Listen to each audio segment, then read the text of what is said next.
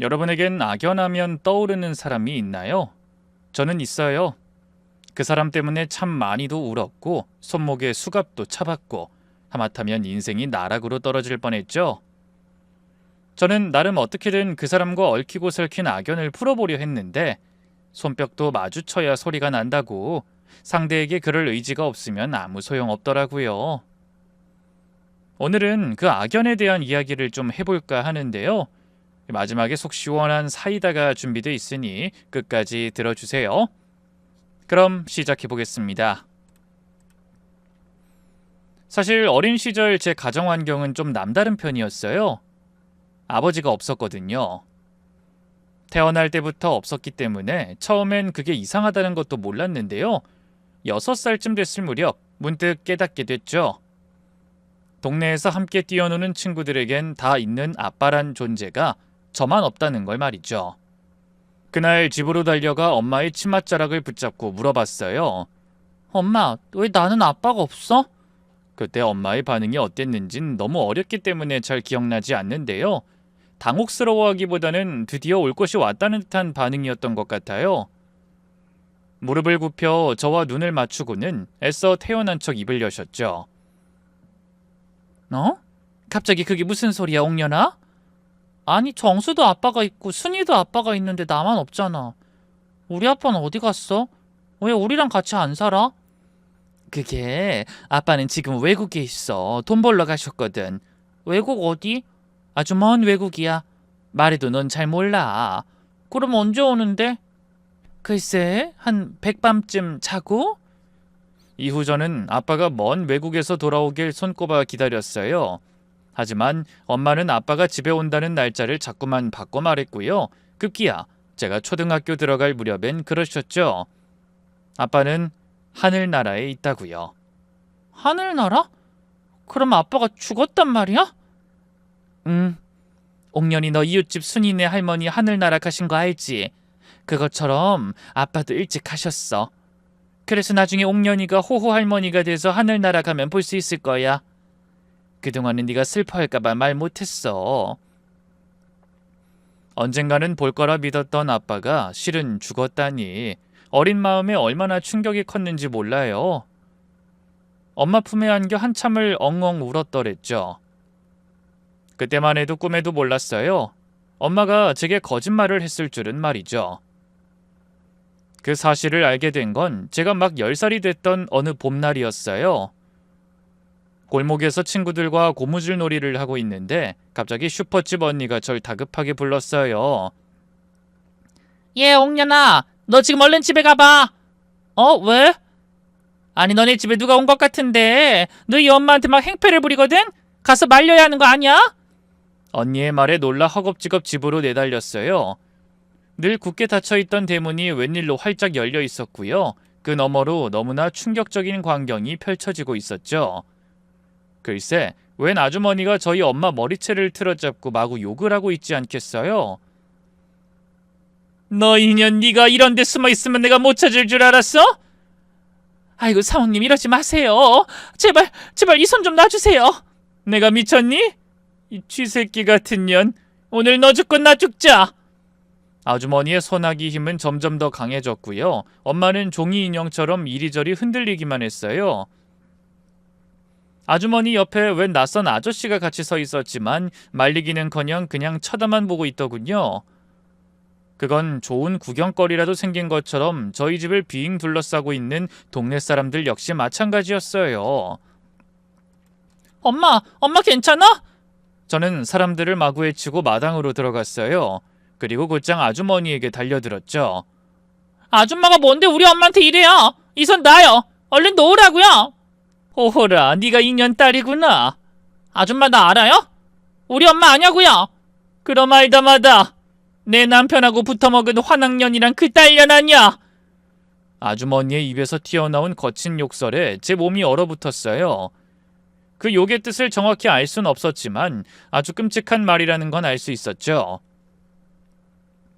아주머니가 그 말을 내뱉은 순간 엄마는 물론이고 동네 사람들까지 숨을 들이켰으니까요. 환학년? 그게 뭐예요? 뭐야, 넌 몰라? 너희 엄마가 무슨 짓을 했는지? 아줌마가 기가 막히다는 듯 헛웃음을 흘리자 엄마가 갑자기 다급하게 무릎을 꿇었어요. 그리고는 머리를 땅에 쳐박고 아주머니를 향해 미친 듯이 빌기 시작했죠. 아이고 사모님 왜 이러세요? 우리 옥년이 이제 겨우 10살이에요. 제발 아무 말씀 마세요. 옥년이 이 사람하고는 아무 상관없어요. 제 딸이라고요, 제 딸. 호적도 저희 아버지 밑으로 올렸어요. 이대로 평생 둘이서 조용히 살 거예요. 다신 사모님한테도 이 사람 앞에도 나타나지 않을 거라고요. 그러니 제발 자비를 베풀어 주세요. 내가 니년 말을 어떻게 믿어?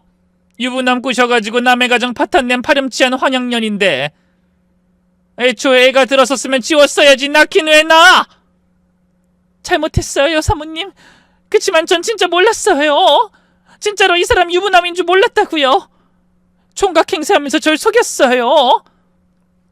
그러자 그때까지 숨죽이고 있던 아저씨가 기겁하며 입을 열었어요. 아이 무슨 말도 안 되는 소리를 하고 있어. 내가 언제 총각 행세를 했어? 난 분명히 말했잖아. 처자식이 있는 몸이라서 당신 마음 받아줄 수 없다고. 그런데도 끈질기게 쫓아다녔던 건 당신이야. 애초에 내 재산 노리고 그렇게 몸 던진 거 내가 모를 줄 알아? 정말 끝까지 이럴 거예요? 당신이 나한테 어떻게 이럴 수 있어요? 진실은 하늘이 알고 땅이 아는데. 아이 뭐래? 난 분명히 당신 못 받아준다고 했어. 근데도 술 먹이고 유혹한 건 당신이잖아. 애도 지우라고 했는데 그렇게 못하겠다면서 도망쳤던 것도 당신이야. 아저씨는 아주머니의 눈치를 보면서 거칠게 말을 뱉었고요. 엄마는 입술을 떨며 서럽게 울기 시작했어요. 아주머니의 욕설과 폭력 속에서도 눈물 한 방울 흘리지 않던 엄마였는데 말이에요. 이후의 기억은 흐릿해요. 그렇게 어린 나이도 아니었는데 이상하죠. 아마 너무 큰 충격을 받아서 혹은 스스로를 보호하기 위해서 의도적으로 몸이 기억을 지운 게 아닐까 싶어요. 어쨌든 정신을 차려보니 집안은 엉망진창이 되어 있었고요. 엄마의 얼굴과 몸 곳곳엔 시퍼런 멍이 들어 있었죠. 그 아주머니가 잔뜩 분풀이를 하고 간 거였어요. 아주 나중에 알게 된 사실이지만 엄마는 서울에 있는 공장을 다닐 적에 공장장과 눈이 맞았고요. 총각이라는 그 인간의 말에 속아 저를 갖게 된 거였어요. 하지만 막상 임신 사실을 알게 되자 그 인간은 엄마를 버렸고요. 설상가상 그 인간의 본처가 엄마의 존재를 알게 되면서 엄마는 부른 배를 안고 먼 타지로 내려올 수밖에 없었던 거였죠. 그날 이후 저는 세상이 얼마나 제게 잔인해질 수 있는지를 알게 됐어요. 엄마는 며칠 동안 이불을 뒤집어 쓰고 울었고 그 남자는 다시는 나타나지 않았죠. 그런데도 사람들은 저를 환학년의 딸이라며 손가락질했고요. 지저분한 피가 흐른다며 피하기 시작했습니다. 같은 학교 아이들 역시 마찬가지였어요. 아니, 중학교에 올라가면서부턴 그보다 더 심해졌죠. 누군가는 제 책상에 빨간 펜으로 차마 입에 담지 못할 욕설을 적어두기도 했고요. 또 누군가는 제 도시락이나 책상 서랍에 죽은 쥐나 흙을 넣어두기도 했네요. 그 중에서도 유독 저를 괴롭히던 애가 있었어요. 이름도 참 예뻤죠. 은지. 겉보기엔 공부도 잘하고 선생님 말씀도 잘 듣고 모범생이었는데요. 뒤에서는 얼마나 악랄했는지 몰라요. 야, 얘 옷에서 냄새 안 나냐? 씻고 다니지도 않나 봐. 제가 지나가기만 하면 코를 틀어잡고 애들 앞에서 앓는 소리를 냈고요. 점심시간엔 일부러 제 책상을 밀쳐서 도시락을 엎질러 놓고 지 친구들과 깔깔대기도 했어요. 그뿐인가요? 반 아이들을 주동해서 교실 청소를 제게 다 떠넘기기도 했네요. 그래도 저는 아무것도 할 수 없었어요. 선생님한테 말해봤자 소용없다는 걸 이미 알고 있었거든요. 그의 아버지가 학교 후원 회장이었어요. 교장 선생님조차 그의 앞에서라면 껌뻑 죽는데 제가 뭐라고 반항을 하겠어요? 하지만 지렁이도 밟으면 꿈틀한다고 결국엔 저도 참을 수 없는 날이 오고야 말았어요. 그날도 그 애는 점심시간이 되자마자 제 책상 앞으로 달려왔고요. 보란듯이 제 도시락통에 상한 우유를 들이부었어요. 김옥년, 너 우유 좋아하지? 내가 특별히 줄 테니까 많이 먹어라. 왜 이래? 하지 마. 내가 뭘? 너 우유 좋아한다고 해서 내 거 양보해주는 건데. 너네 집은 돈 없어서 이런 우유도 못 사 먹을 거 아니야? 아, 아닌가? 너희 엄마가 또 남자한테 꼬리쳐서 돈 벌고 있니? 그 마지막 말에 마지막 남아있던 한 가닥 이성의 끈, 아니 자존심의 끈이 끊어져 버렸어요. 저는 몰라도 저희 엄마를 모욕하는 건 참을 수 없었죠. 너 입 조심해. 우리 엄마 그런 사람 아니니까. 아니긴 뭐가 아니야. 유부남이랑 붙어먹어서 너 낳고 남의 가정 파탄냈다는 거 다 아는데 또 그러지 말란 법 있어? 아니라고 했잖아. 우리 엄마는 아무것도 몰랐다고. 뭐래? 그 말을 누가 믿니? 그리고 너도 걸핏하면 우리 반 남자애들한테 꼬리치잖아. 역시 피는 못 속인다니까. 그러면서 그 애가 우리 반 반장을 힐끽거렸어요. 그제야 저는 그 애가 왜 그렇게 저를 괴롭혔는지 알 수 있었죠. 우리 반에서, 아니 학교에서 유일하게 제게 욕을 하거나 따돌리지 않던 건 반장뿐이었는데요. 그 애가 반장을 좋아하고 있었던 거예요. 그래서 저를 질투한 거였죠. 고작 그런 이유로 나를 괴롭히고 우리 엄마를 더러운 여자로 몰고 가다니 저는 참을 수가 없었어요. 저는 짐승처럼 비명을 지르며 그 애에게 달려들었고요. 머리채를 잡아당겨 그대로 바닥에 넘어뜨렸어요. 그리고는 마구 손을 휘둘러 뺨을 때리고 목을 핥혔죠. 왜 이래? 너 이거 나 안 나? 뭐 하는 거야? 다들 미친 애 좀 말려봐. 놀라서 벙쪄있던 반 아이들이 뒤늦게 끼어들었고요. 담임 선생님도 뒤늦게 상황을 전해 듣고 교무실에서 뛰어 올라왔어요. 이게 대체 무슨 일이야? 둘이 왜 싸우고 있어? 그러자 그 애가 표독스러운 표정을 싹 바꾸고 울기 시작했죠. 싸우다뇨 선생님. 전 억울해요. 옥년이가 먼저 저한테 달려든 거라고요. 전 아무 짓도 안 했는데. 다 거짓말이에요. 성은지 얘가 먼저. 저는 차마 아무 말도 할 수가 없었어요. 하지만 선생님 역시 저희 집 사정을 훤히 알고 계셨기 때문에 아마 제가 어떤 놀림을 받았는지 대충은 짐작하셨겠죠. 그렇다고 달라지는 건 없었어요. 담임 선생님 역시 교장 선생님과 마찬가지로 그의 집에서 촌지를 받아먹어도 몇 번은 더 받아먹었으니까요. 선생님은 제 말은 듣지도 않고 아주 단호하게 말씀하셨어요. 뭐가 됐든 친구를 이렇게 때리는 게 말이 돼? 옥년이 넌 앞으로 한 달 동안 화장실 청소해. 다음에 또 이러면 그땐 퇴학시킬 거니까 그렇게 알고. 그때 그 비참한 감정이 아직도 해묵은 찌꺼기처럼 제 심장에 들러붙어 있어요. 그날 화장실에서 대걸레로 바닥을 문지르면서 킥킥거리며 조롱하듯 서있던 그 애와 그의 패거리들을 보면서 처음으로 사는 게 끔찍하다는 생각을 했던 것 같아요. 처음이자 마지막으로 봤던 아버지란 작자와 세상에 대한 분노, 엄마를 향한 안쓰러움과 원망, 모든 감정이 뒤섞여 마음이 뭉개지는 기분이었어요. 홀로 화장실 청소를 끝내고 돌아가던 길 복도에서 담임 선생님과 마주쳤는데요. 내심 찔렸는지 그분이 제 어깨를 두드리며 그러더군요. 화장실 청소는 그냥 이번 주까지만 해라. 그리고 다시는 은지랑 싸우지 말고. 걔가 무슨 말을 하든 네가 꾹 참았어야지. 너한텐 뒤를 봐줄 아버지가 없잖니. 그 말이 너무 서러워서 집으로 돌아오는 내내 울었어요. 나도 아버지가 있었다면 어땠을까? 적어도 오늘 같은 일은 없었겠지. 대체 내가 무슨 죄를 지었다고 하늘은 내게 이렇게 가혹하나? 그날 이후 저는 아예 학교에 가지 않았어요. 어디가 아픈 것도 아닌데 학교 갈 생각만 하면 숨이 턱 막히고 몸이 굳어버리더라고요. 엄마는 처음엔 그런 저를 혼내다가 며칠이 지나자 더는 아무 말도 하지 않으셨어요. 아마 엄마도 알았던 거겠죠. 제가 학교에서 무슨 일을 겪었는지. 그러던 어느 날이었어요. 그날도 학교에 가는 대신 방 한 구석에 할 일 없이 앉아 창밖만 내다보고 있었는데요. 엄마가 당시 일하던 식당으로 출근하다 말고 제게 뜻밖의 말을 했어요. 옥년아, 우리 여기 그냥 떠날까? 뭐? 떠나자니 그게 무슨 말이야? 그냥 아무도 우리를 모르는 곳으로 가서 새로 시작하는 게 어떨까 싶어서. 거절할 이유가 없었어요. 저는 대번에 좋다고 고개를 끄덕였고요. 그해 가을, 저희는 서울로 떠났습니다. 챙긴 짐이라곤 옷가지 몇 벌과 돈 몇 푼이 전부였죠. 원래 저희 모녀는 방 2개 딸린 작은 연립주택에서 살았는데요. 서울에 올라오니 저희가 가진 돈으로 그런 집을 구하는 건 택도 없었어요. 햇빛도 들지 않는 지하 단칸방도 간신히 구할 수 있었죠. 엄마는 생계를 책임지기 위해 바로 봉제 공장에서 일하기 시작했고요. 저는 집에서 밥하고 빨래하며 시간을 보냈어요. 엄마는 제가 다시 학교에 다니길 바랬지만 차마 용기가 나지 않았죠.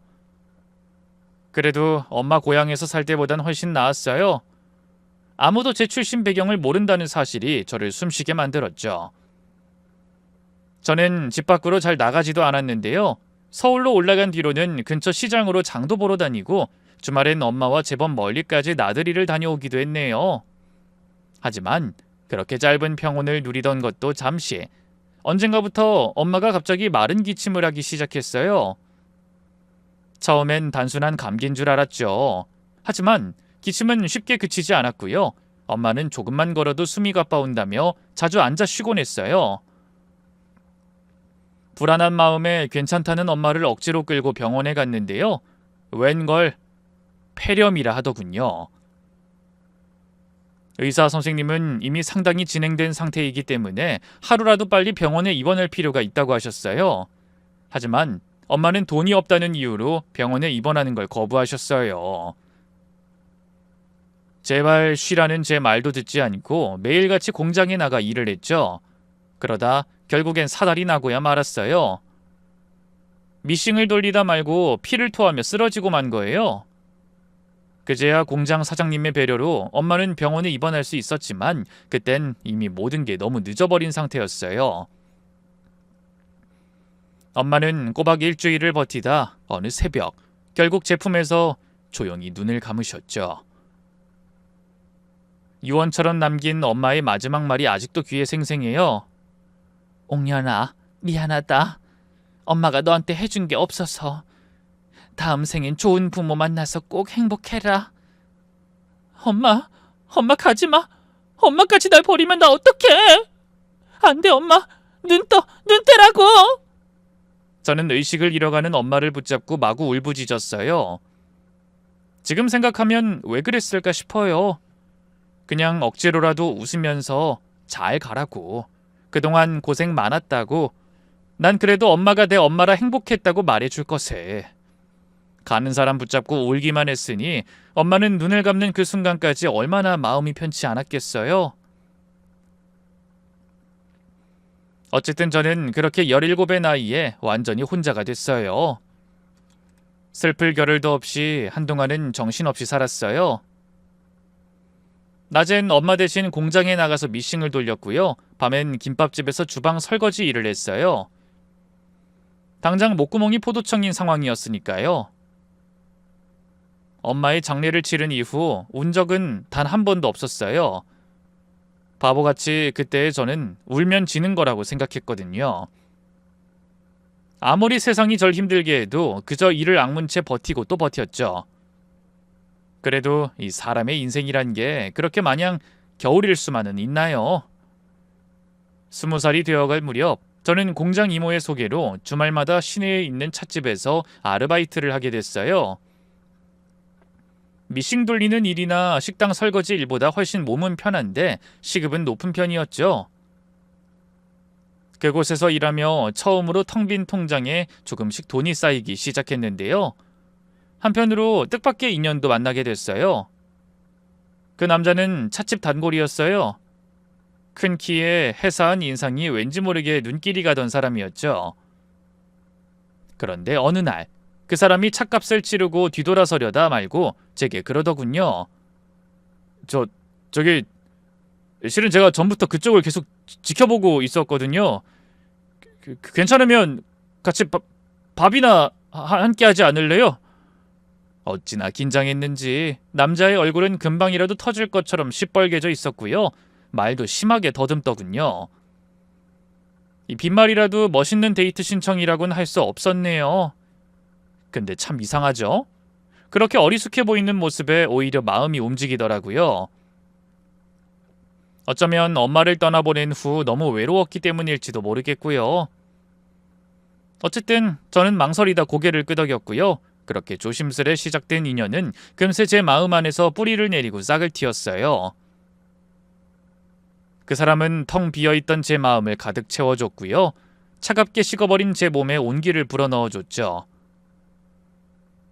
그 사람을 만나고 처음으로 살아있길 잘했다 생각했던 것 같아요. 사실 그 사람은 모든 면에서 저와 정반대였어요. 유복한 부모님 슬하에서 사랑을 듬뿍 받으며 자랐고요. 명문대를 나와 이름난 회사를 다니고 있었죠. 가끔 밖에서 그 사람의 멋진 양복 차림을 보거나 그 사람의 근사한 차에 올라탈 때면 우리가 너무 다른 세상에 사는 건 아닐까 싶어 위축되기도 했어요. 그래서일까요?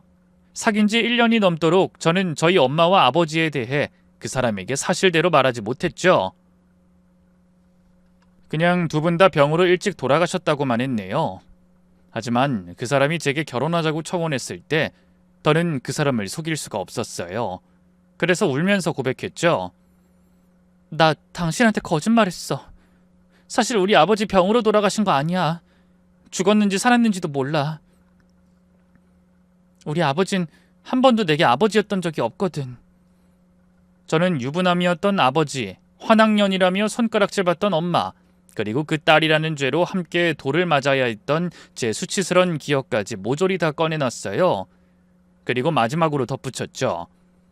지금까지 속여서 미안해. 당신이 헤어지자고 해도 받아들일게. 그렇게 센 척은 했지만 온몸은 이미 사시나무 떨듯 떨고 있었어요. 그런 저를 말없이 바라보던 그 사람이 문득 팔을 뻗어 저를 끌어안더군요. 내가 왜 헤어지자고 해? 바보같이. 그게 뭐라고 지금까지 혼자 끙끙 앓았어. 난 오히려 당신이 존경스러워. 지금껏 혼자서 꿋꿋하게 열심히 살아온 거잖아. 그 사람의 말에 막힌 둑이 터지듯 눈물이 쏟아졌어요. 저는 아이처럼 서러운 숨을 삼키며 울고 또 울었고요. 그 사람은 그런 저를 말없이 달래줬죠. 이후 저희 사이는 더욱더 단단해졌고요. 저는 망설이다 그의 청혼을 받아들였어요. 물론 결혼까지 가는 길은 쉽지 않았어요. 그의 부모님은 처음엔 저를 극구 반대하셨어요. 물론 제 가정 환경에 대해 속속들이 말하진 않았는데요. 그게 아니더라도 가방끈 짧고 공장에서 일하던 저를 좋게 보실 리가 만무했죠. 하지만 그는 부모님의 반대를 무릅쓰고 저와 같이 살기 시작했고요. 그 이듬해 제가 그 사람의 딸아이를 낳자 결국 시부모님도 저를 허락하셨어요. 결혼 생활은 행복했어요. 딸을 낳은 지 얼마 안 돼 아들도 낳았는데요. 두 아이는 제 인생의 기쁨이었죠.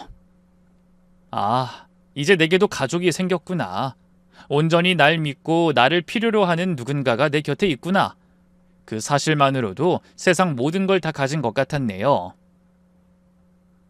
아이들에겐 제가 어떤 가정에서 자랐는지 절대 말하지 않았어요.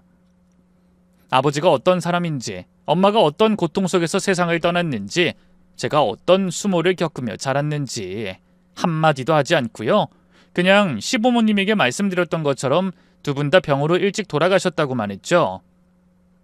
저는 그저 아이들이 저와는 다르게 그늘 한 점 없길 바랬어요. 어디서든 당당할 수 있길 바랬어요. 그래서 더 열심히 살았고 더 애지중지 키웠죠. 아이 둘을 키운다는 게 말처럼 쉽진 않았지만 그래도 남편이 많이 도와줬어요. 워낙 가정적인 사람이라 일에 열정적이면서도 주말엔 무조건 가족들과 시간을 보내는 걸 원칙처럼 여겼죠. 회사 다니면서 힘들 텐데도 늘 집안일을 도와주고 밤이면 수고했다고 제 어깨를 주물러 주던 사람. 저와 아이들이 자기 인생 최고의 업적이라고 말하던 사람. 저는 그 사람의 아내라는 게 늘 자랑스러웠어요. 정말 꿈에도 몰랐어요. 남편이 제 곁을 떠나는 날이 올 줄은 말이죠. 딸이 중학교 올라갈 무렵 남편이 출근길에 교통사고를 당했어요. 평소처럼 출근하며 오늘 일찍 끝나면 마트 들러서 당신 좋아하는 수박 사올게 라며 웃었던 사람이 몇 시간 뒤 싸늘한 시신이 되어 제 앞에 누워 있었죠. 무슨 정신으로 장례를 치렀는지도 모르겠어요. 그 사람의 영정사진을 바라보며 그저 멍하니 앉아있던 기억만 나요. 어서 이 악몽에서 깨기만을 바라고 또 바랬는데 이후로도 제 악몽은 끝나질 않더군요. 그 사람의 채취가 묻어있는 집안, 주말마다 함께 장을 보던 마트, 나란히 걷던 산책길, 어딜 가든 남편의 흔적뿐이었어요. 집 안에서도 집 밖에서도 너무 고통스러워 숨을 쉴 수 없었죠. 맘 같아선 그 사람의 뒤를 따라가고 싶었는데요. 저는 그 사람의 아내이기도 했지만 두 아이의 엄마였어요. 저희 아이들을 생각해서라도 정신을 차려야 했죠. 그날도 소파에 앉아 멍하니 눈물만 흘리고 있는데 학교를 다녀온 딸아이가 죽을 끓여 억지로 제 입에 넣어주더군요. 엄마, 제발 이것 좀 먹어봐. 엄마 며칠째 아무것도 안 먹었잖아. 이따 엄마가 먹을게. 제가 고개를 가로저으며 몸을 뒤로 물리자 문득 딸아이가 버럭 소리를 질렀어요. 그렇게 말하고 먹은 적 한 번도 없잖아. 엄마까지 죽으면 난 못 살아. 나랑 영철이 생각해서라도 살아야지. 엄마도 할머니 일찍 돌아가셔서 너무 슬펐다며. 평생 천의 고아같이 외로웠다며. 나랑 영철이도 그렇게 만들 셈이야? 눈물 섞인 딸의 마지막 말에 정신이 번쩍 들었어요. 내가 지금 애들 앞에서 뭘 하고 있는 건가 싶더군요. 절대 두 아이만큼은 저처럼 외롭고 힘들게 크게 하고 싶지 않았어요. 비록 남편은 떠났지만 제겐 아직 아이들이 남아있었죠. 아이들에게 아빠에 이어 엄마마저 잃게 할 순 없었어요. 미안해. 엄마가 미안해, 영주야. 저는 눈물을 삼키며 딸을 끌어안고 달랬고요. 딸이 다시 내민 죽그릇도 깨끗하게 비웠죠. 여자 혼자 몸으로 두 아이를 키우는 건 쉽지 않았어요.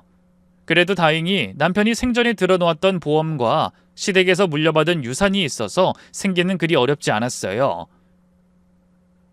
저는 아이들을 정성껏 키우며 그 누구보다 따뜻한 엄마가 되기 위해 애썼어요. 두 아이는 제 바람대로 정말 밝고 건강하게 자라줬어요. 딸은 대학을 졸업하자마자 대기업에 취직했는데요. 성격도 똑부러지고 사람들과 어울리는 것도 좋아해서인지 직장 생활도 원만하게 해내더군요. 아들 역시 의대에 진학해 자기만의 길을 뚜벅뚜벅 걸어가기 시작했죠. 언젠가 아이들이 완전히 제게 독립할 날이 올 거라고는 생각했지만 생각보다 그날은 빨리 찾아왔어요. 어느 날 딸이 제게 남자친구를 소개해주고 싶다더군요. 딸보다 2살 연상의 같은 회사 동료인데 결혼까지 생각하고 있다고요. 놀라긴 했지만 거절할 이유가 없었어요. 그렇게 그 주 주말에 딸의 남자친구가 저희 집에 찾아왔는데요. 예의도 바르고 성실한 청년 같았어요. 무엇보다 한눈에 봐도 저희 딸에게 푹 빠져 있었죠. 솔직히 저는 사람 됨됨이만 좋으면 다른 건 바라지 않았어요. 출신이 어떻고 집안이 어떻고 그런 건 제가 누구보다 의미 없다는 걸 알았으니까요. 다행히 그 집안에서도 저희 딸을 좋게 봐준 것 같았고요. 물 흐르듯 결혼 준비가 시작되고 상견례 날짜가 잡혔어요.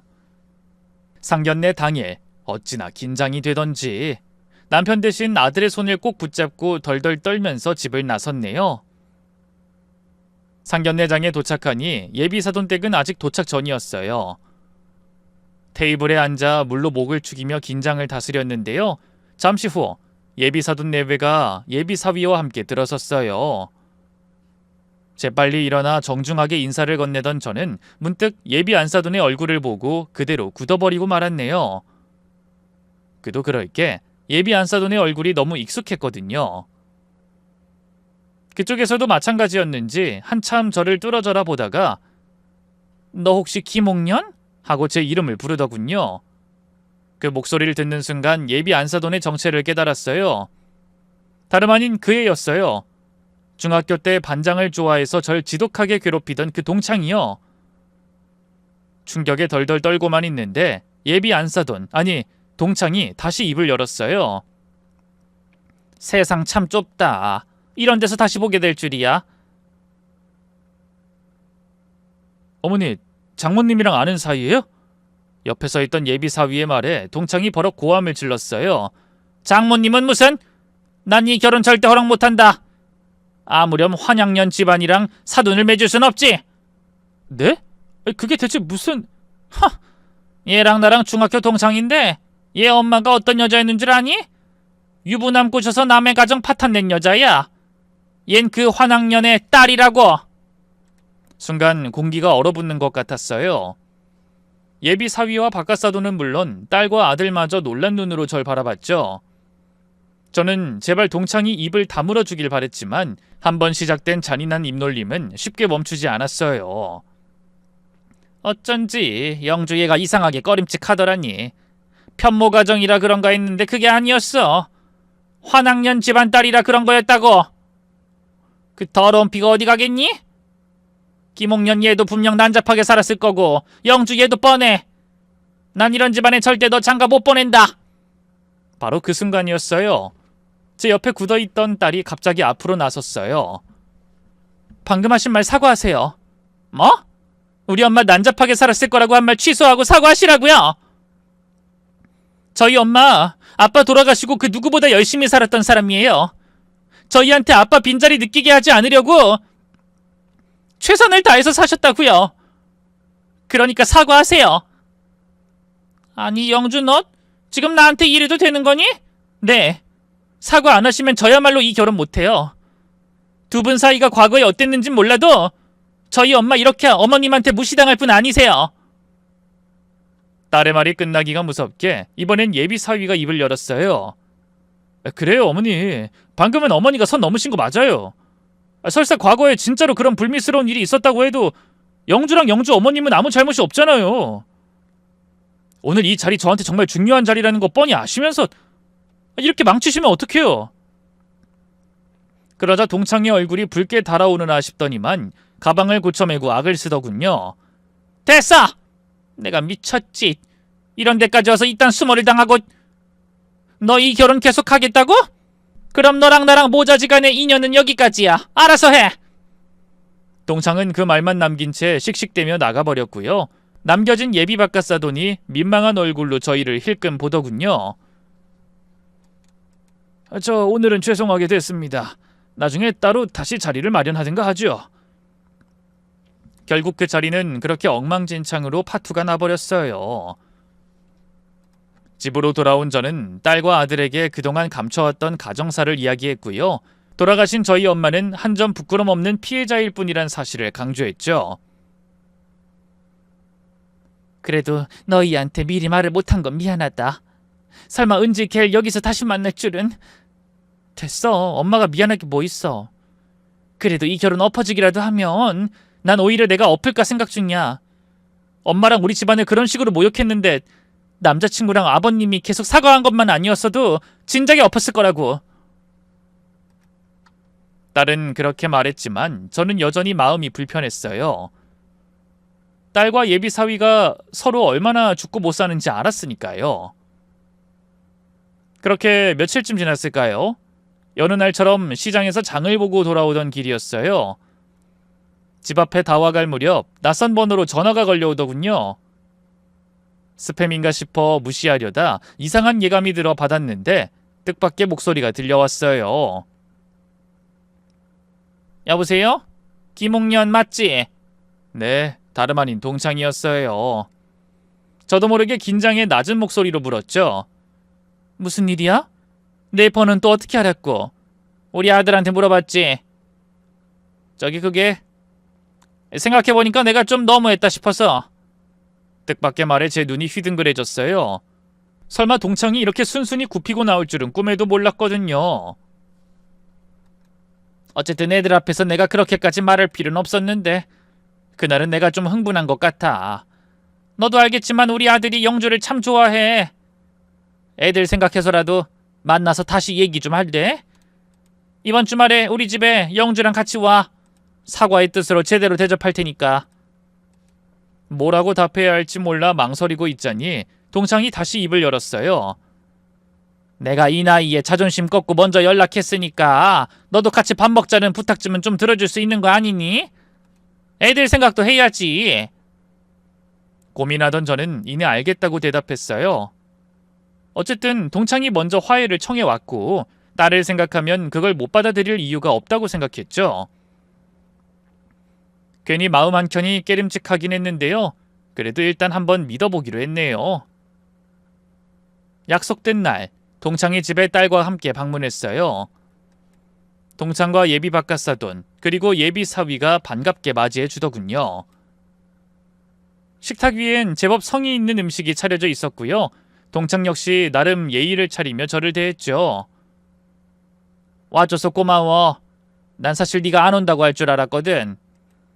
애들 생각해서 온 거지 뭐. 그래, 어쨌든 얼른 밥부터 먹자. 나름 솜씨 좀 부려봤는데 입에 맞을지 모르겠다. 예비사위가 분위기를 띄운 탓에 식사 분위기는 나름 평온하게 흘러갔는데요. 식사를 끝내고 차를 마신 무렵 갑자기 동창이 화들짝 놀라면서 자기 팔목을 확인했어요. 어머, 내 팔찌가 어디 갔지? 뭐? 무슨 팔찌? 아니, 당신이 작년 결혼기념일에 사준 다이아 팔찌 있잖아. 그거 엄청 비싼 건데? 보석하면 있겠지. 아니야, 아까까지만 해도 나 차고 있는 거 봤잖아. 화장실에 두고 왔나? 그때까지만 해도 별 생각 없이 동창과 예비 바깥사돈의 대화를 듣고 있었는데요. 갑자기 동창이 싸늘한 눈빛으로 절 바라보더군요. 저기 혹시 옥년이 너 내 팔찌 못 봤니? 갑자기 화살이 제게 날아와 얼마나 황당했는지 몰라요. 못 봤지? 그걸 왜 나한테 물어? 아니 혹시나 하고. 난 진짜로 못 봤어. 네가 팔찌를 차고 있는 줄도 몰랐는걸. 그래? 그럼 가방 좀 봐도 돼? 뭐라고? 내 가방을 확인하겠다는 거야 지금? 아니, 우리 학교 다닐 때 학급비나 반 애들 물건이 종종 없어지고 했었잖아. 그러다 얼마 안 가 너 학교 그만뒀고. 사실 애들끼리 네가 훔친 거라 퇴학당한 거란 소문이 돌았었거든. 그 말을 듣는 순간 제 안에서 피가 거꾸로 솟구치는 것 같았어요. 그게 지금 할 소리야? 내가 도둑질을 했다고? 왜? 찔려? 뭐? 정말 아니면 확인 좀 하자고. 별거 아니잖아. 네 가방에서 아무것도 안 나오면 그땐 사과할게. 근데 만약 나오면 나도 가만히 있진 못하겠다. 모욕감과 분노로 온몸이 덜덜 떨렸어요. 옆에 있던 딸도 저만큼이나 화가 나 어쩔 줄 몰라 했죠. 어머님, 지금 대체 뭐 하시는 거예요? 뭐가? 너도 너희 엄마가 결백하다고 생각하면 가방 보여주라고 해. 어려울 거 없잖아. 그래서 안 나오면요? 안 나오면 책임지실 거예요? 그래, 내가 책임지고 무릎 꿇고 사과한다니까? 근데 나오면 그때 넌 어쩔 건데? 기가 막혀 진짜. 그럼 그땐 경찰 부르든 뭘 하든 어머님 마음대로 하세요. 그래? 그럼 너희 딸 허락도 떨어졌으니 이제 내가 확인 좀 해볼게. 동창은 말이 끝나기가 무섭게 제가 한쪽에 내려뒀던 가방을 가져왔어요. 그리고 멋대로 뒤지기 시작했죠. 너무 순식간의 일이라 말릴 틈도 없었는데요. 그런데 정말 너무나 기막힌 일이 벌어졌어요. 글쎄 제 가방 안에서 진짜로 처음 보는 다이아 팔찌가 튀어나온 게 아니겠어요? 그 팔찌를 집어든 동창이 그럴 줄 알았다는 듯 입을 열었어요. 거봐, 내가 이럴 줄 알았지. 방귀 낀 놈이 성낸다고 괜히 화낼 때부터 알아봤다니까? 내가 화장실 갔다 나오니까 바로 자기도 가더라니. 세면대에 풀어둔 내 팔찌 보고 순간적으로 탐이 나서 슬쩍 한 거 아니겠어? 이래서 출신은 못 속이지. 어떻게 감히 예비사돈 팔찌를 훔쳐? 난 훔친 적 없어. 그럼 이게 네 가방에서 왜 튀어나오는데? 그걸 내가 알아? 정말 미치고 팔짝들 노릇이었어요. 그 사이 동창은 예비 바깥사돈과 예비 사위의 만류에도 불구하고 핸드폰을 꺼내 경찰을 부르더군요. 저기요, 거기 경찰서죠? 여기 절도 신고 좀 하려는데요. 어머니 왜 그러세요? 그렇다고 경찰을 부르면 어떡해요? 뭐가? 경찰 부르라고 한 건 영주야. 그러게 진작에 자백했어야지. 너도 임마 정신 차려. 이런 환양질에 도둑질을 일삼는 집안으로 정말 장가들 거니? 어머니, 그냥 실수로 딸려 들어간 거겠죠. 도둑질이라뇨. 그게 말이 되니? 뭐 팔찌에 발이라도 달렸어? 예비사위와 동창이 다투는 사이 경찰이 도착했어요. 그리고 동창의 말만 듣고 저를 경찰서로 데려가려 하더군요.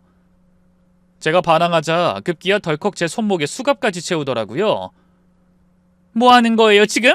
이거 안 풀어요? 죄송하지만 신고가 들어왔으니까 일단은 서까지 함께 가주셔야겠습니다. 글쎄 전 억울하다니까요. 전 안 훔쳤어요. 그러니까 일단 경찰서 가서 다 얘기하시라고요. 그렇게 경찰이 저를 억지로 데리고 나가려던 순간이었어요. 경찰과 제가 몸싸움을 하는 사이 어딘가로 사라졌던 딸이 다시 나타나 현관문 앞을 가로막더군요. 잠시만요. 저희 엄마 데려가기 전에 이것 좀 봐주세요. 딸이 자신의 핸드폰을 내밀며 다급하게 외쳤어요. 놀란 경찰이 뭐냐고 묻자 딸의 입에서 믿을 수 없는 말이 흘러나왔죠. 실은 제가 오늘 여기 오기 전에 미니 홈캠을 하나 사왔어요. 오늘 식사 자리 처음부터 뭔가 이상했거든요. 어머님 성격에 먼저 굽히고 들어올 리가 없으니까. 아니나 다를까 계속 저희 엄마 가방을 기웃거리더라고요. 그래서 뭔가 꺼림칙해서 화분 사이에 안 보이게 홈캠을 놔뒀어요. 영상을 핸드폰으로 다운받아서 확인해야 돼가지고 시간이 좀 걸렸는데, 자 보세요. 어머님이, 아니 이 여자가 저희 엄마 가방에 직접 팔찌를 넣고 있잖아요. 딸의 말은 사실이었어요. 딸이 튼 영상 속에서 동창은 저를 비롯한 다른 사람들이 주방 식탁에서 밥을 먹는 사이 제 가방에 몰래 자기 팔찌를 밀어넣었죠. 화면은 자꾸 흔들렸지만 그 행동은 너무도 분명했어요. 순식간에 분위기는 고요해졌고요. 동창의 낯짝은 파리해졌죠. 저는 견딜 수 없어 동창에게 달려들었고요. 수갑을 찬 양손을 들어 얼굴을 후려쳤어요. 동창은 악소리를 내면서 그대로 주저앉아 버렸죠. 아무리 내가 싫어도 그렇지 어떻게 이런 추잡한 짓을 해? 네가 그러고도 사람이야? 난 아니야. 난 아니라고. 동창은 덜덜 떨며 더는 말을 잇지 못했어요. 그 모습에 경찰관 둘이 서로 눈빛을 주고받더니 딸에게 묻더군요. 그럼 지금 이 영상을 저희에게 증거로 제출하시겠어요? 딸은 한치의 망설임도 없이 고개를 끄덕였어요. 네, 명백한 무고고 명예훼손이고 모욕이에요. 저희 엄마는 아무 잘못 없어요. 그런데도 이 여자는 사전에 의도적으로 팔찌를 숨기고 경찰까지 불러서 수갑을 채웠어요. 저 이거 고소할 겁니다. 그리고 저희 엄마 수갑도 얼른 풀어주세요. 아이 죄송합니다. 경찰이 그제야 제게 채워진 수갑을 조심스럽게 풀어주며 말했어요. 정말 죄송합니다. 확인 없이 성급했네요. 어쨌든 일단 이 자리에선 조사가 어려우니 양측 다 경찰서에 가셔서 정식으로 진술해 주셔야겠습니다. 경찰들이 자기에게 다가오자 동창이 바들바들 떨며 입을 열었어요. 아니야. 그건 다 조작된 영상이라고. 난 그런 적 없어. 그러자 딸이 기가 차다는 듯 비웃었어요. 그건 전문가 통해서 확인하면 다 나오거든요. 가슴에 손을 얹고 말씀하세요. 진짜 이 영상이 조작된 거예요? 그건 제가 괜히 경찰 부르자고 한 줄 알아요? 당신 같은 여자 제대로 본때를 보여주려고 일부러 일을 키운 거라고. 우리 엄마 손에 수갑까지 채워가면서. 그러자 그때까지 잠자코 있던 예비 사위가 동창을 향해 돌진했어요. 어머니, 도대체 왜 이렇게까지 하신 거예요? 제정신이에요 진짜? 아니 난 그냥 네 결혼을 엎어야겠다 싶어서. 네가 여자에 홀려서 자꾸 환학년 집안 편을 드니까. 정말 경찰에 신고할 생각은 없었어. 그걸 지금 말이라고 하세요? 전 이제 모르겠어요. 더는 어머니라고 부르고 싶지도 않다고요. 예비사위는 흥분에 날뛰다 그대로 나가버렸고요. 동창이 그 뒤를 따라 나가려 했지만 경찰이 단호하게 막아섰어요. 결국 동창과 저는 나란히 경찰서로 향했죠. 하지만 그때 이미 상황은 완전히 달라진 상태였어요. 궁지에 몰린 것도 명예가 땅에 떨어진 것도 제가 아니라 동창이었죠. 경찰서에 도착한 동창은 뒤늦게 정신이 들었던 걸까요? 제게 울며 불며 무릎까지 꿇고 사정했어요. 옥년아, 내가 다 잘못했어. 내가 그때 상견례장에서 다들 네 역성만 듣는 게 너무 억울해서. 다시는 안 그럴게. 제발 한 번만 용서해 주렴. 제발 고소만은. 우리 앞으로 한 가족 될 사이잖니.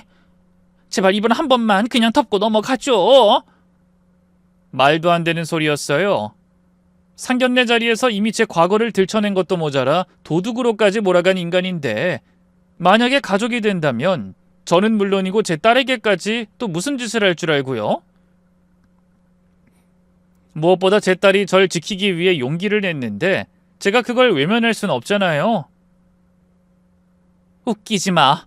난 너 예정대로 고소할 거니까. 그리고 한 가족? 설사 우리 딸이 네 아들이랑 결혼한다고 해도 조건 하나 붙일 거야. 너랑 연을 끊을 것. 그거 아니면 나 절대 이 결혼 허락 못해. 너같이 천박한 년하고 어떻게 한 가족이 되겠니? 동창은 입술을 살이 물며 아무 말도 못했고요. 저는 변호사를 선임해 동창을 모욕죄, 명예훼손죄, 무고죄 등으로 고소했어요. 변호사는 하나같이 명확한 증거가 있다며 단호한 태도로 법적 절차를 밟아줬고요. 경찰서에 제출한 영상은 재생할 때마다 모든 사람들의 얼굴을 굳게 만들었어요.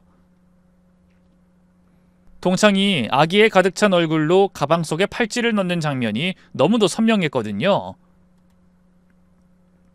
조사 내내 동창은 이게 실수였으니 순간 욱했으니 말 같지도 않은 소리를 늘어놨지만 경찰도 심지어 동창의 변호사조차 그 말을 믿지 않았죠.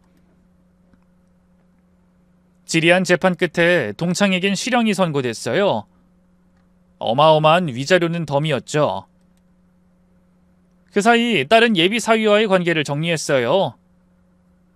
재판 결과가 나오기 전 딸이 조용히 절 불러 그러더군요. 엄마, 나 이 결혼 안 할래. 그 사람이랑 헤어지기로 했어. 영주야, 너 아직 오서방 좋아하잖아. 응, 좋아해. 많이. 근데 그 사람보다 엄마가 더 소중해. 나한테 세상에서 제일 소중한 사람은 엄만데 그 여자를 어떻게 시어머니로 모시겠어.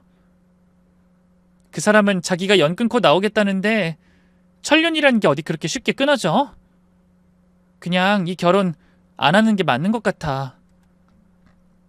딸의 그 말에 저는 눈물이 왈칵 쏟아졌어요. 괜히 나 때문에 네 인생 망치게 한 건 아닌지.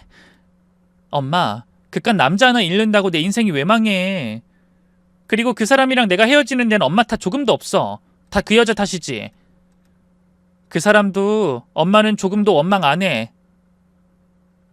다시는 안 본다면서 치를 떨고 있다고. 그렇게 예비 사위와 딸은 헤어졌어요. 예비 사위는 딸에게 미련을 못 버리고 계속 매달렸지만 딸은 더 이상 만나주지 않았고요. 재판 결과가 나올 쯤에는 결국 예비 사위도 모든 걸 포기한 눈치였어요. 어지간히도 동창에게 정이 털렸는지 아예 독립해서 따로 나와 살기 시작했고요. 다른 여자와 결혼 후에도 한 번도 찾아가지 않았다고 하더군요. 그뿐인가요? 예비 바깥사도는 바람이 나서 다른 여자와 살림을 차리고요. 현재 동창은 말년을 요양원에서 보내고 있다 하대요. 평생 아들한테조차 외면당하고 남의 인생을 망치려다 오히려 자기 인생을 거덜낸 셈이죠. 안타깝다는 마음은 들지 않아요. 다 자업자득이니까요. 제 딸은 예비 사위와 헤어지고 한동안 많이 힘들어했는데요. 지금은 좋은 사람 만나 결혼해 잘 살고 있어요.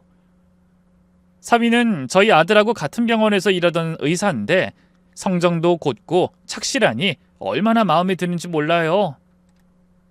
저나 딸애한테도 참 잘하고요. 얼마 전에 그토록 바라던 손주가 태어났는데요. 그 어린 것이 통통한 손가락으로 제 손을 꽉 쥐는 순간 걷잡을 수 없이 눈물이 나더군요. 아, 그래도 내가 여기까지 잘 버텼구나. 이렇게 손주를 품에 안는 날이 오다니 하는 감격에 젖어서 말이에요. 다 늙어서 참 주책이죠? 지금 저는 아들과 둘이 살고 있어요. 아들은 아직 일에 치여 살고 있고 장가도 요즘 못 갔는데요. 이제 아들만 좋은 여자 만나서 결혼한다면 더 바랄 게 없을 것 같아요. 그리고 이제는 자신 있게 말할 수 있어요. 그 어떤 악연도 결국엔 끝이 있다는 걸 말이죠. 끝에는 결국 가장 소중한 사람만 곁에 남더라고요. 긴 얘기 들어주셔서 고맙습니다.